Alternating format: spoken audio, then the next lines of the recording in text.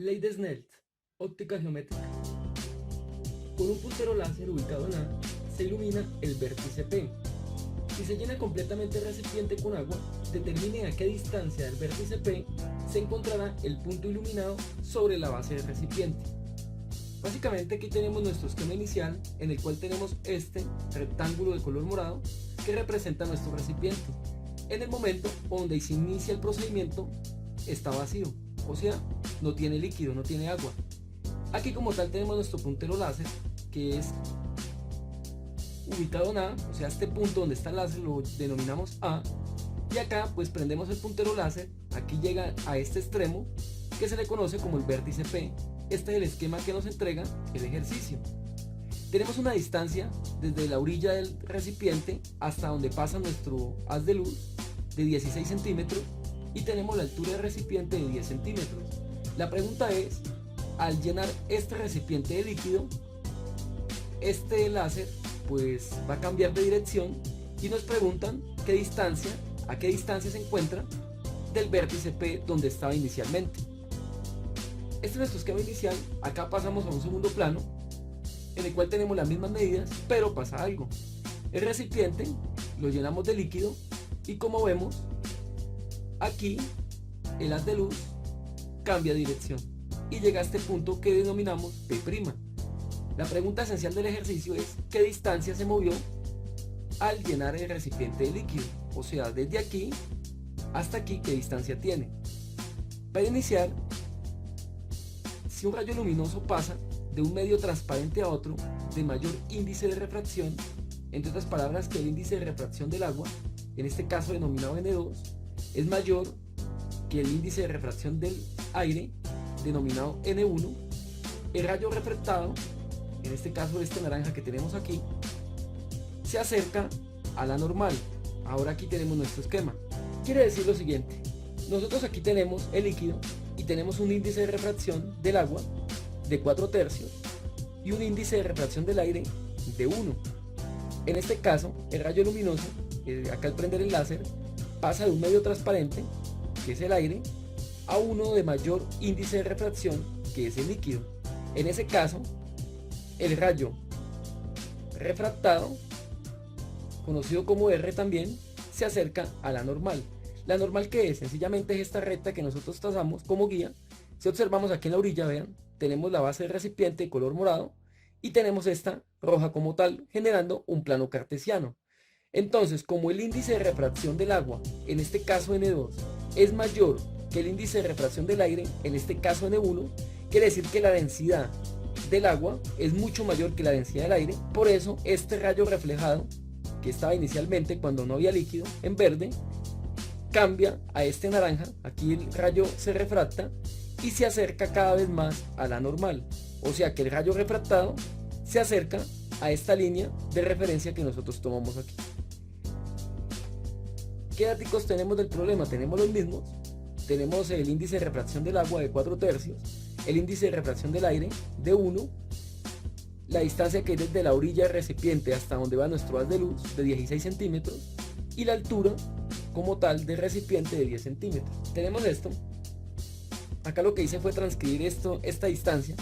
Estos 10 centímetros, que es la altura del recipiente que tenemos aquí, da lo mismo que es esta misma altura que tenemos aquí de 10 centímetros. Lo que hice fue colocar la unidad de medidas a este lado izquierdo. Si observamos, nosotros contamos con 3 triángulos. Tenemos uno del vértice P, llega aquí a donde se forma este ángulo de 90 grados y va hasta donde está nuestro haz de luz proveniente del láser. Tenemos otro que va del láser inicialmente cuando no había líquido, que es verde, hasta donde se refracta como P'. Tenemos este otro triangulito y tenemos otro que es este de P' con la normal. Como vemos, triángulo 1, se genera un triángulo 2 y aquí tenemos un triángulo 3. La ley de Snell, o la fórmula general de la ley de Snell, ¿qué parámetros o qué factores tiene? Tiene el rayo incidente, en este caso el rayo incidente es este haz de luz proveniente del láser, esta línea verde que tenemos aquí. Tenemos el R o el rayo refractado, que es este naranja que tenemos aquí, que es cuando se llenó de líquido, pues se desvió y llegó hasta este punto denominado P', este como rayo refractado. Tenemos la normal, que como dijimos es esta vertical que hicimos aquí, para formar ese plano cartesiano con la base del recipiente de color morado. También tenemos un ángulo de refracción. ¿Cuál es el ángulo de refracción? Es este ángulo que tenemos aquí. O sea, el ángulo de refracción viene determinado por el ángulo del rayo incidente hasta nuestra normal o nuestra recta normal. Quiere decir que este ángulo que se forma aquí se le conoce como ángulo de refracción. Ángulo de refracción entre el rayo incidente, que es este verde que tenemos aquí, y la normal. Y aquí se genera otro ángulo, también ángulo de refracción, que viene de proveniente del rayo refractado, que es este naranja, y la normal, o sea el ángulo que se forma entre estos dos. Quiere decir que hay dos ángulos de refracción, uno proveniente a este rayo incidente verde con nuestra normal, y el otro al ángulo de refracción proveniente de este rayo naranja refractado con nuestra normal. Tenemos las mismas unidades de medida y ahora es necesario hallar cuál es ese ángulo de refracción proveniente de nuestro rayo incidente y la normal. ¿Cómo lo hacemos? Tomamos de referencia este triángulo grande que tenemos aquí. Si nos vemos aquí en el vértice, este ángulo podemos asociarla a la tangente. La tangente viene relacionada por la división entre el cateto opuesto y el cateto adyacente. ¿Cuál es el cateto opuesto de este ángulo? El cateto opuesto de este ángulo es esto que tenemos aquí, que es 16 centímetros. Sobre el cateto adyacente o lado adyacente, el que está al lado, sería este, de 10 centímetros.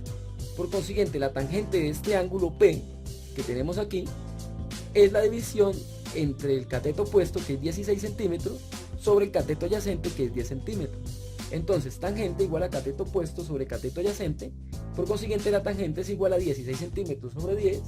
Al hacer esta división correspondiente, 16 en 10, obtenemos de que la tangente es igual a 1.6. Ahora en la calculadora, colocando tangente elevado a menos 1 de 1.6 es igual a 58 grados. Quiere decir de que este ángulo que tenemos aquí en P es igual a 58 grados. ¿Y eso qué significa? Que si este ángulo que está aquí es de 58 grados, quiere decir de que el ángulo que tenemos aquí de refracción entre el rayo de luz incidente y la normal también es de 58 grados.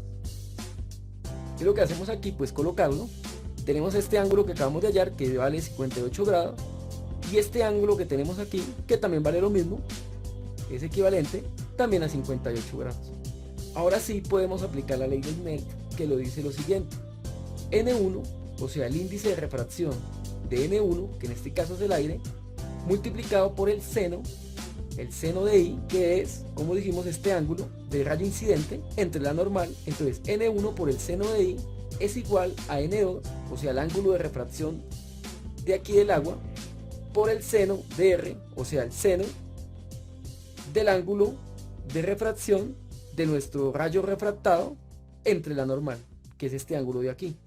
Entonces N1 por seno de I es igual a N2 por seno de R. ¿Qué hacemos? Reemplazar los valores. ¿Cuál es el índice de refracción en este caso? Pues del aire. El índice de refracción del aire es 1, entonces N1 reemplazamos por 1 por el seno de I, que ya determinamos que es 58 grados. Esto es igual a N2, el índice de refracción del agua, en este caso es 4/3, entonces 4/3 por el seno de R, y R lo que vamos a hallar porque lo desconocemos, sería la única incógnita que tenemos. Ya tenemos el índice de refracción del aire, 4/3 que es el índice de refracción del agua, y el seno de 58 que representa el ángulo comprendido entre la normal y el rayo incidente. Entonces 1 multiplicado por seno de 58 en la calculadora es igual a 0.8480, que es igual a 4/3 por seno de R. Si multiplicamos el índice de refracción del aire, que es 1 por 0.8480, pues me da lo mismo, 0.8480, que es igual a 4/3 por el seno de R. Ahora, este 4/3 que está multiplicando a R, sencillamente este 4/3 lo podemos pasar al otro lado a dividir. Entonces, ¿qué hacemos? Tenemos solamente 0.8480 al lado izquierdo. 1 por 0.8480 pues es 0.8480. Y en el numerador ponemos un unito para aplicar la ley de la oreja. Y este 4/3 que está al otro lado, multiplicando, que pasó a dividir, pues sobre 4/3, que es igual a seno de r. Aplicando la ley de la oreja, multiplicando 0.8480, aquí básicamente lo que hicimos agregar es este unito que tenemos aquí en el numerador para poder aplicar la ley de la oreja.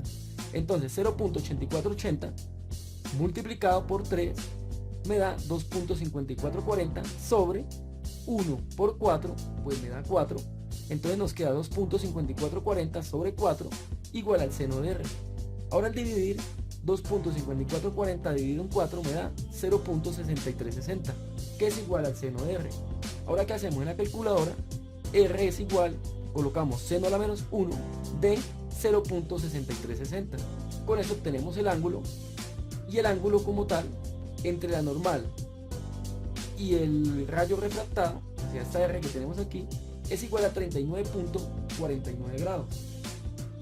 Esto es lo que nos queda como tal, 39.49 grados. ¿Y por qué tenemos que hallar este ángulo aplicando la ley de Snell? Porque con este ángulo ya sabemos, podemos determinar o completar parte de este triángulo y hallar abajo las incógnitas en estos catetos que hacen falta. Recordemos que tenemos que hallar la distancia entre P y P', y conocemos la distancia completa, que es desde P hasta la normal, que es 16 centímetros, y P' hasta la normal pues sería todo 16 centímetros menos esto que lo denomino X. Por trigonometría nosotros podríamos, sin aplicar la ley de Snell, hallar este ángulo. Habría que hacer muchas vueltas. Vamos a hacer unas demostraciones, o básicamente vamos a ir hallando estos ángulos que realmente no son necesarios para responder a la pregunta que nos hacen, pero demostrar que por trigonometría podemos hallar mucho de lo que está aquí escrito. Por ejemplo, sabemos que la suma de los ángulos de un triángulo, la suma interna, son 180 grados. Por ejemplo, en este que es nuestro triángulo grande. Ya conocemos este ángulo que es de 90 grados y este que es de 58. Entonces, ¿qué podemos decir? Si la suma interna de estos tres ángulos es 180, sencillamente 180 menos este más este, o sea 90 más 58, ahí en paréntesis, obtenemos 32. Es lo mismo, recordemos de que este menos altera aquí, es como si a 180 le restáramos esto de aquí. O sea, 180 menos 90 menos 58, hallamos este ángulo de aquí que hace falta. ¿Y cuánto es? 32 grados. ¿Qué es lo que hacemos aquí? Pues colocar lo que acabamos de hallar. Ahora, sabemos de que la suma de estos tres ángulos que tenemos aquí tiene que dar 90 grados también. 90, recordemos de que acá hay un plano cartesiano y cada cuadrante equivale a 90. 90 grados aquí, más 90 grados aquí serían 180, más 90 y más 90 sería 360. Entonces, la suma de este cuadrante tendría que darnos 90 grados. Y ya conocemos dos, sabemos de que este vale 32 y este 39.49 que hallamos por la ley de Snell. Entonces, si la suma de los tres vale 90, entonces a 90 le restamos 32 y le restamos 39.49, obtenemos que este ángulo pequeño que falta de nuestro triángulo intermedio, que está en la mitad, es de 18.51. ¿Cómo nos quedaría eso? Pues de la siguiente forma: este vale 32, este vale 18.51 y este vale 39.49. Si nosotros sumamos este ángulo completo que tenemos aquí entre estos dos triángulos, pues tendríamos que sumar 39.49 más 18.51. Si 18.51 lo sumamos más 39.49, obtenemos 58 grados. La suma de estos dos ángulos vale 58 grados. Si nosotros observamos, la suma de estos dos ángulos, 18.51 más 39.49, da 58 grados. Básicamente es el mismo valor que tenemos aquí arriba. Ve que dimos una vuelta grande para hallar esto, sabiendo de que si esto vale 58, la suma de estos dos también vale 58 por geometría elemental. Entonces, como vemos, vean, es más largo el proceso, pero podemos hallarlo de esta forma.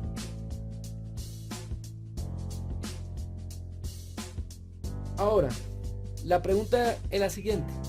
Ignorando esto que hicimos aquí, que no es necesario, simplemente era para mostrarle, nosotros aquí tenemos este triángulo que comprende la línea naranja, donde se refractó la luz, y la normal como tal. Sabemos de que esto vale 90 grados, es un triángulo rectángulo, y este que acabamos de hallar por la ley de Snell nos dio 39.49. Se sabe que la suma interna de los tres lados del triángulo es 180. Por lo consiguiente, si a 180 le resto 90 y a 180 le resto 39.49, o sea 180 menos 90 menos 39.49 me da 50.51. O sea que este ángulo aquí comprendido entre la base de nuestro recipiente y esta P', aquí es 50.51 grados. Esto será lo que tenemos hasta el momento. Recordemos de que la ley de Snell básicamente es para hallar este ángulo que utilizamos prácticamente entre el ángulo de refracción del rayo refractado, que es este naranja, y la normal, que nos dio 39.49. Como es un triángulo rectángulo, tenemos este de 90 y este que lo acabamos de deducir, de 50.51. Al conocer los tres ángulos de este triangulito, pues podemos aplicar trigonometría para hallar cuánto vale este cateto o la base del triángulo. Sumamente necesario para hallar cuánto es la medida que nos están pidiendo. ¿Qué es lo que dice aquí? Pues transportar esto. Si sabemos de que esta altura completa del recipiente vale 10 centímetros, sencillamente la misma altura aquí de esta parte de acá de nuestro triángulo o de la normal. Si esto vale 10 centímetros, esta altura también vale 10 centímetros. Entonces, ¿qué relación o qué identidades trigonométricas puedo utilizar para encontrar este cateto de aquí?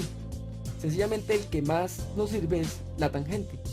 Porque recordemos de que la tangente de un ángulo, en este caso vamos a utilizar el de aquí, de 50.51, es igual al cateto opuesto sobre el cateto adyacente. Y el cateto opuesto de 50.51 pues es de esta altura, sería 10 centímetros. Lo opuesto al ángulo, vean, sería aquí 10 centímetros. Sobre el cateto adyacente. ¿Y el cateto adyacente cuál es? Pues esta medida de aquí, que desconocemos y que necesitamos hallar esa medida. Utilizando la tangente, que nos relaciona el cateto opuesto sobre el cateto adyacente, obtenemos lo siguiente. La tangente de este ángulo. ¿Y cuál es el ángulo de aquí? Pues 50.51 grados. Entonces, tangente de 50.51 grados es igual al cateto opuesto, en este caso el lado o cateto opuesto a este ángulo es 10 centímetros, entonces me quedaría 10 centímetros sobre el cateto adyacente, que es esta base de aquí, que es una incógnita. ¿Qué es lo que tenemos que hacer? Y pues despejar para encontrar cuánto vale ese cateto adyacente. Como aquí esa medida de cateto adyacente, que es nuestra incógnita, está dividiendo, lo pasamos al otro lado a multiplicar. Entonces me queda que tangente del 50.51 grados por el cateto adyacente es igual a 10 centímetros. Aquí queda solito porque el cateto adyacente va al otro lado de la igualdad a multiplicar. Entonces, despejando cateto adyacente, esta tangente 50.51 que está multiplicando lo pasamos al otro lado de la igualdad a dividir. Por consiguiente, el cateto adyacente es igual a 10 sobre la tangente de 50.51 unidad de medida centímetros. Quedaría cateto adyacente es igual a 10 y en la calculadora, colocando tangente de 50.51 nos da 1.2135. Esto de grados como tal no va, ahí se me fue, esto es un número decimal. Entonces, ¿qué nos quedaría? Que el cateto adyacente es igual a 10 sobre 1.2135 unidad de medida centímetros. Al hacer la división correspondiente dividiendo 10 en 1.2135, obtenemos de que el cateto adyacente es 8.2406 centímetros. O sea que la base que hay, desde aquí donde se genera esta P' hasta aquí la normal, tenemos una distancia de 8.2406 centímetros. Otra vez transcribí todo organizando un poquito más. Por la ley de Snell, vean. Recordemos de que esto lo hicimos por trigonometría elemental. Hallamos este ángulo entre la normal y el rayo incidente. Por la ley de Snell hallamos este ángulo entre la normal y el rayo refractado. Y ahora por trigonometría pues hallamos la distancia, este ángulo que tenemos aquí, y la distancia entre P' y la normal. ¿Qué distancia nos dio? 8.2406 centímetros. La distancia que hay desde la normal, que es esta línea guía que nosotros hicimos, hasta P' de 8.2406 centímetros. Pero la pregunta que nos están haciendo es, ¿cuál es la distancia al llenar el de líquido recipiente? ¿Cuánto se corrió ese haz de luz? O sea, desde el vértice donde inició, que es P, hasta donde se refractó nuestro haz de luz, que es P'. ¿Qué distancia hay entre P y P'? Si nosotros conocemos la medida completa entre el vértice, que es P, y la normal, que es de 16 centímetros, es la distancia que tenemos inicialmente que nos entrega el problema, y ahora la que acabamos de hallar entre P' y la normal, que es un 8.2406 centímetros, sencillamente pues hacemos la resta correspondiente. Si la distancia completa vale 16 centímetros, y a esa distancia completa, 16 centímetros, le resto esta distancia conocida entre P' y la normal, que es de 8.2406 centímetros, obtenemos la medida que nos están pidiendo. Entonces a 16, que vale todo, le resto 8.2406 centímetros, obtenemos que la distancia que hay entre P, nuestro haz de luz inicialmente cuando el recipiente estaba sin líquido, hasta cuando se llenó de líquido y se refractó el haz de luz, que es P', y la distancia que hay entre P y P' es de 7.76 centímetros. Esa es la respuesta a nuestro ejercicio. Nos preguntan, determine a qué distancia del vértice P se encontrará el punto iluminado sobre la base del recipiente luego de llenar completamente el recipiente con agua. Entonces, ¿cuánto se movió desde P hasta P'? La respuesta es 7.76 centímetros.